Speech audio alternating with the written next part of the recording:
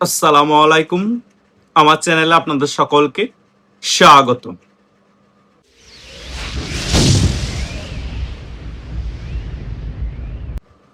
শেখ হাসিনা এবং বাংলাদেশের রাজনীতির বিষয়ে, বাংলাদেশ আওয়ামী লীগের বিষয়ে আমেরিকাকে ভারত অনেকদিন যাবৎ ম্যানেজ করার চেষ্টা করছিল। এই বিষয় নিয়ে আমি অনেক ভিডিও করেছি এবং আপনাদেরকে এই বিষয়গুলো ক্লিয়ারলি আলোচনা করে বোঝানোর চেষ্টা করেছি।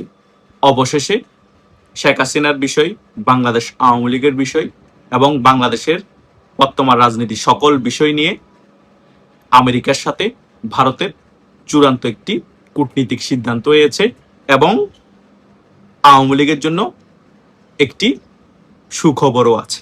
আজকে এই সকল বিষয় নিয়ে একটি ক্লিয়ারলি আলোচনা করব। আশা করছি আপনারা শেষ পর্যন্ত এই ভিডিওটি দেখবেন, সকল বিষয় একেবারেই ক্লিয়ার হয়ে যাবেন। প্রথমত, আমেরিকা ভারতকে একেবারেই একটি সবুজ সংকেত দিয়ে দিয়েছে শেখ হাসিনা এবং বাংলাদেশ আওয়ামী লীগের বিষয়ে। ভারত কিন্তু এখন আগের থেকেও অ্যাক্টিভলি শেখ হাসিনা এবং বাংলাদেশ আওয়ামী লীগের বিষয়ে কাজ করতে পারবে বাংলাদেশের মধ্যে। আমেরিকা যে শেখ হাসিনা এবং আওয়ামী লীগের বিষয়ে ভারতের সাথে একমত হবে, সেটা আমি আমার অনেক ভিডিওতে আগে থেকেই ইঙ্গিত দিয়েছিলাম এবং কেন একমত হবে সে বিষয়েও আমি ক্লিয়ারলি আলোচনা করেছিলাম। এখন সর্বশেষ খবর হচ্ছে শেখ হাসিনা ডিসেম্বরে যে বাংলাদেশে ফিরে আসবে সে বিষয়েও আমেরিকার কোনো দ্বিমত নেই এবং বাংলাদেশ আওয়ামী লীগের রাজনীতি আবার বাংলাদেশে যে সক্রিয় হবে সে বিষয়েও আমেরিকার কোনো দ্বিমত নেই।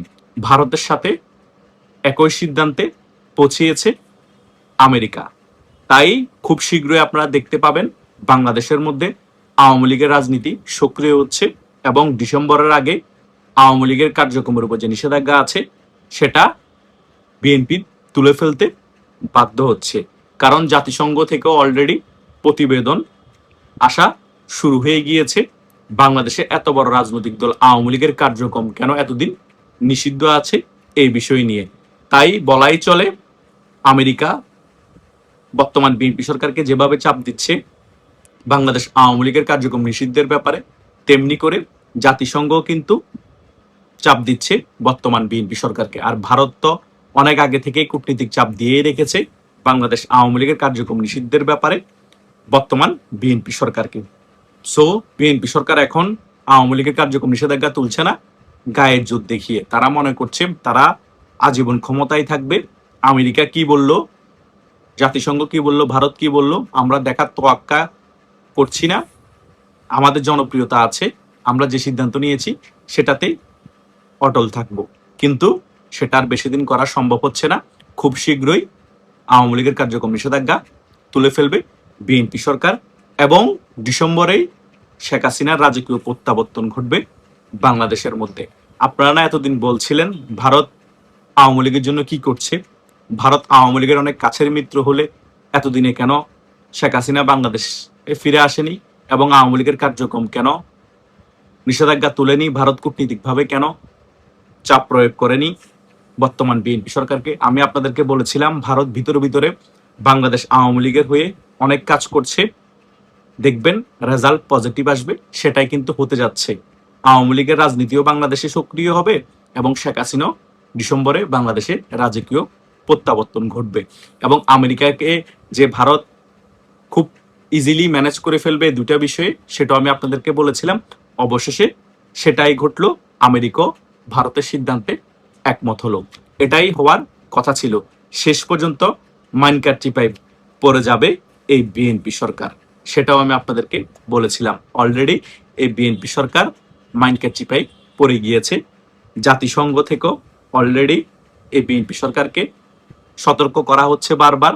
আমেরিকা তাদের স্বার্থ হাসিলের জন্য এই বিএনপি সরকারকে বারবার প্রেশার ক্রিয়েট করছে।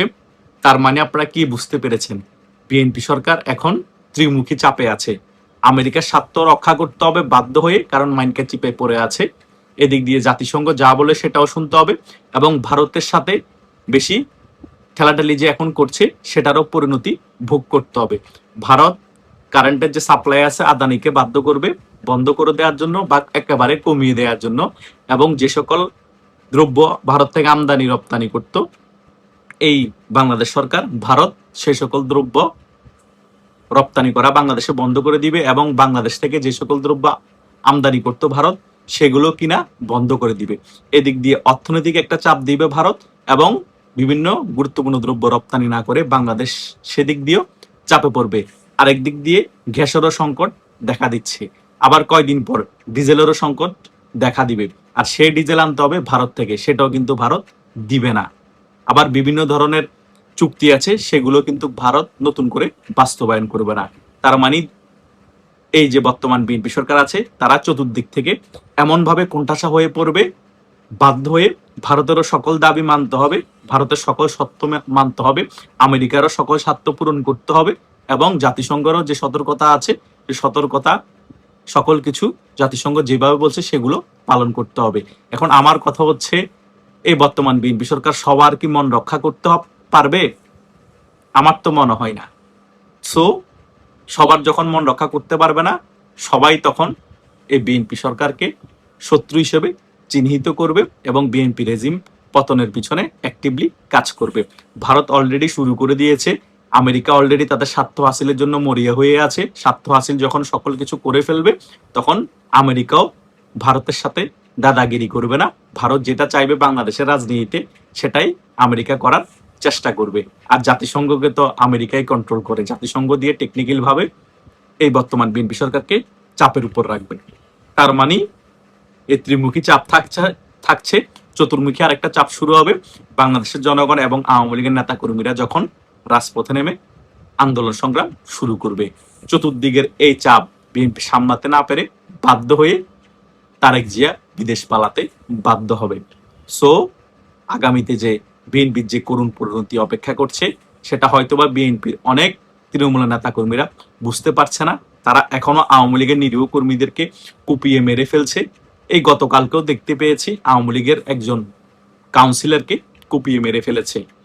জামাত শিবিরের নেতা কর্মীরাও, এনসিপির টোকাইরাও আওয়ামী লীগের নেতা কর্মীদেরকে যেখানে পাচ্ছে সেখানে মপ করছে, নিরীহ নেতা কর্মীদেরকে ধরিয়ে জেলে ভরে দিচ্ছে।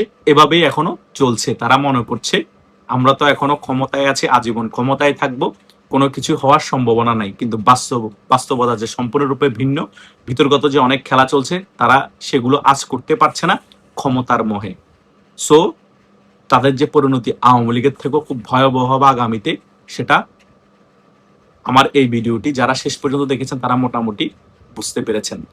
আশা করছি আপনাদের মনের ভিতর এই সকল বিষয় নিয়ে যে সকল প্রশ্ন এতদিন ঘুরপাক খাচ্ছিল এবং যে সকল কনফিউশন ছিল, মোটামুটি যারা আমার এই ভিডিওটি প্রথম থেকে শেষ পর্যন্ত দেখেছেন তারা সকল বিষয় একেবারেই ক্লিয়ার হয়ে গিয়েছে।